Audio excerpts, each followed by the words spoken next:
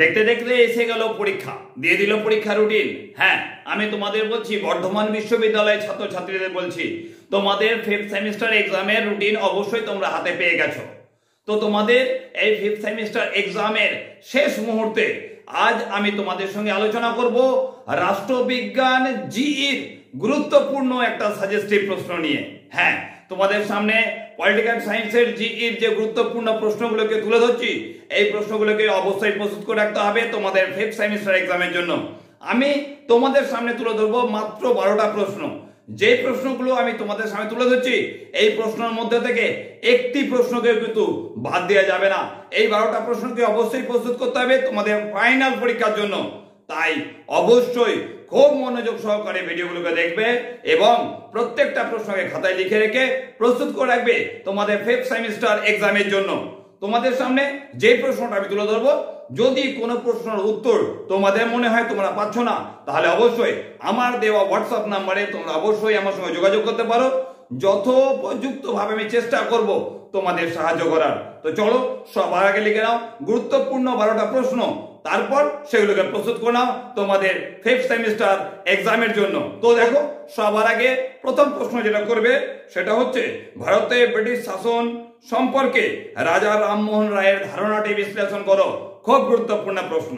দ্বিতীয় প্রশ্ন, কৌটিল্যের ধারণায় দণ্ডনীতি ব্যাখ্যা করো। মারাত্মক ধরনের প্রশ্ন, এই প্রশ্নটাকে অবশ্যই পরীক্ষার জন্য বাদ দেওয়া যাবে না।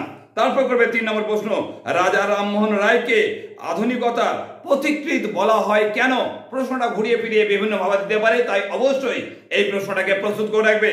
করবে 4 নম্বর প্রশ্ন, জাত ব্যবস্থা সম্পর্কে আম্বেদকরের মতামত লেখো।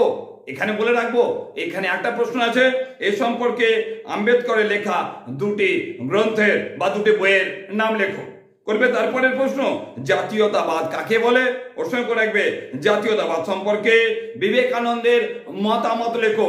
খুব খুব গুরুত্বপূর্ণ প্রশ্ন তোমাদের 2024 সালের 5th সেমিস্টার জিই পরীক্ষার জন্য।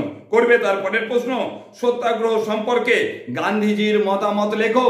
করবে তারপরে প্রশ্ন, আম্বেদকরের সামাজিক ন্যায় সম্পর্কে যা জানো লেখো। খুব গুরুত্বপূর্ণ প্রশ্ন, এটাকে বলে রাখবো, অবশ্যই প্রস্তুত করে রাখবে।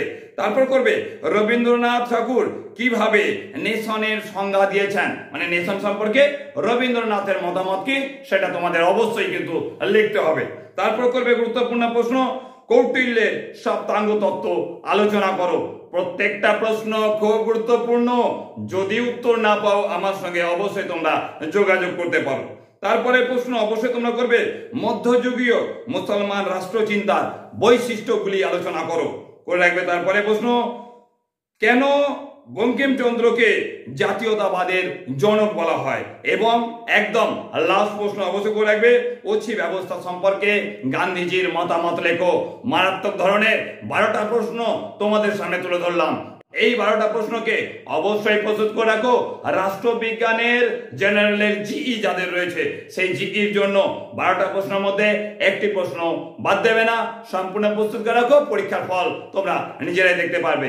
তো দেখো, উত্তর না পেলে অবশ্যই হোয়াটসঅ্যাপ নাম্বারে আমার সঙ্গে যোগাযোগ করতে পারো। এখনকার জন্য এইটুকুই। নেক্সট গুরুত্বপূর্ণ সাজেস্টিভ প্রশ্ন উত্তর নিয়ে অবশ্যই খুব শীঘ্রই আমি তোমাদের সামনে আবার হাজির হব।